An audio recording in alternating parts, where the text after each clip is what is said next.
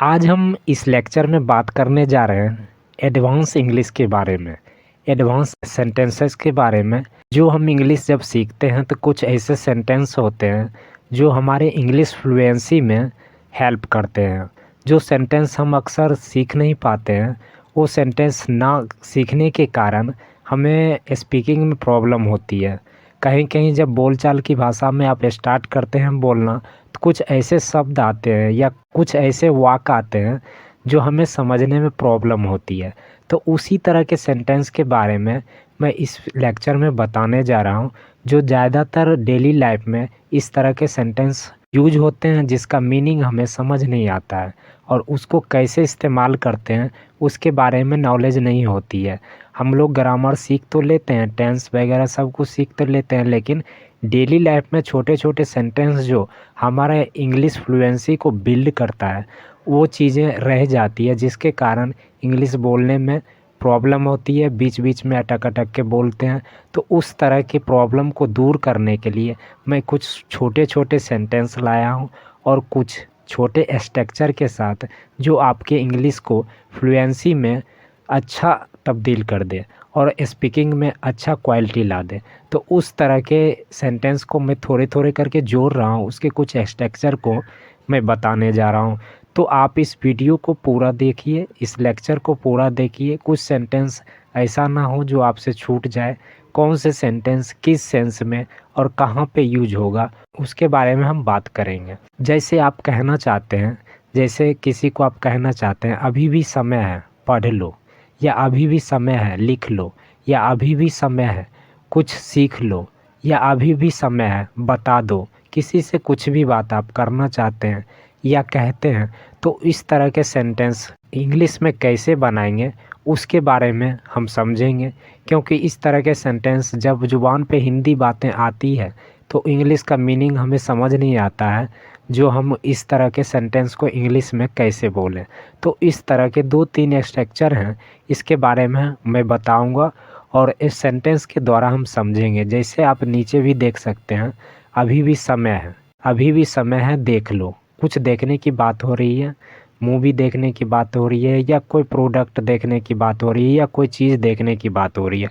तो उस सेंस में हम कैसे इंग्लिश में यूज करेंगे उसके बारे में हम इस वीडियो में बताएंगे। अभी भी समय है, बोल दो उसे। कुछ भी कहना चाहते हैं किसी को, तो कोई भी किसी कैंडिडेट को आप बोल रहे हैं, वो कुछ किसी से बात करना चाहता है, कुछ बताना चाहता है, तो उस सेंस में आप अंग्रेजी में बोल नहीं पाते हैं जो उसे कैसे बोला जाए।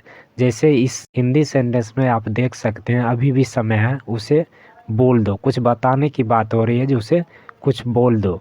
और दूसरा है, एक सेंटेंस ये भी है, जैसे मुझे प्यास लग रही है, मुझे भूख लग रही है, मुझे डर लग रहा है, या डर लग रही है।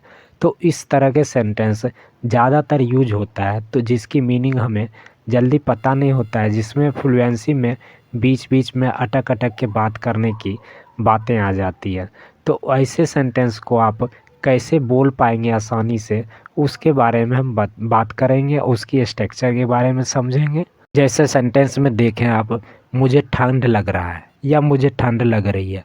तो इस तरह के सेंटेंस ज़्यादातर डेली लाइफ में यूज होता है, तो उसकी बात हम इस वीडियो में करते हैं। इनका स्ट्रक्चर, इस तरह के एडवांस सेंटेंसेस के बारे में, इसका स्ट्रक्चर जो है इस तरह बनता है। जैसे आप देख सकते हैं, देयर इज स्टिल टाइम, अभी भी समय है के लिए यूज होगा देयर इज स्टिल टाइम।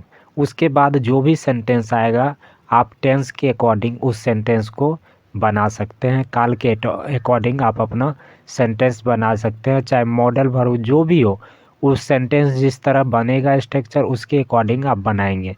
सबसे पहले आप ये चीज़ें देखेंगे, अभी भी समय है, इसके लिए आप देयर इज स्टिल टाइम, उसके बाद आप सेंटेंस अपने अनुसार बना सकते हैं जैसे सेंटेंस बनते हैं। एक एग्जाम्पल के द्वारा हम समझते हैं सेंटेंस। जैसे देखिए, अभी भी समय है कुछ लिख लो, उसके बारे में बात हो रही है, तो आप ऐसा सेंटेंस बनाएंगे, there is still time to write something, कुछ लिख लो, उसके बारे में बात हो रही है।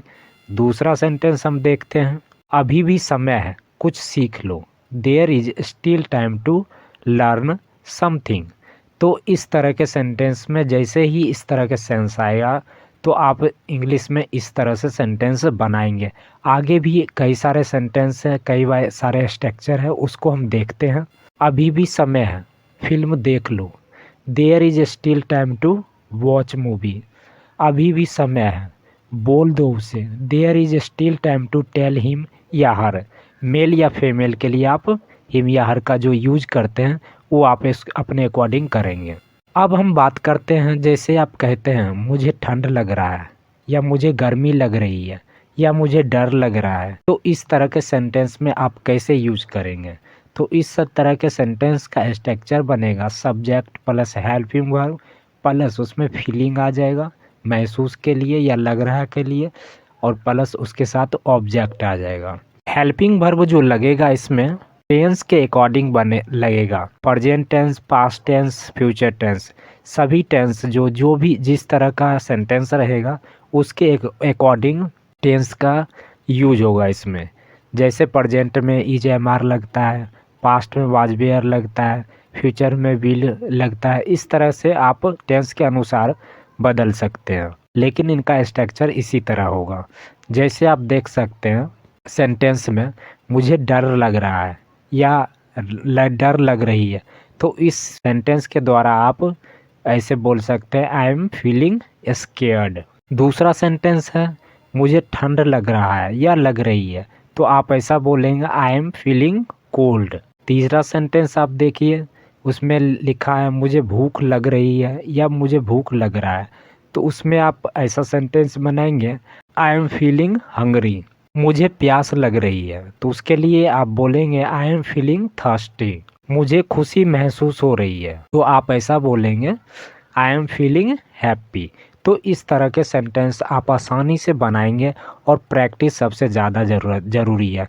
प्रैक्टिस जितना करेंगे आप उतना सीख पाएंगे, बोलने के तरीके में चेंज आने लगेगा, और खुद ब खुद आप बोलना शुरू कर देंगे। जब प्रैक्टिस अच्छी हो जाएगी तो आपको बोलने में कोई हेजिटेशन नहीं होगा। ये लेक्चर कैसा लगा उसके बारे में आप फीडबैक ज़रूर दीजिए, और कोई भी कन्फ्यूजन हो तो आप ज़रूर कमेंट बॉक्स में हमें पूछिए, और अपने से इस कमेंट बॉक्स में कुछ सेंटेंस बनाइए। 30 से 40 सेंटेंस आप अपने हिसाब से बनाइए, और कमेंट बॉक्स में अलग अलग तरह के सेंटेंस ज़रूर बना के हमें दिखाइए।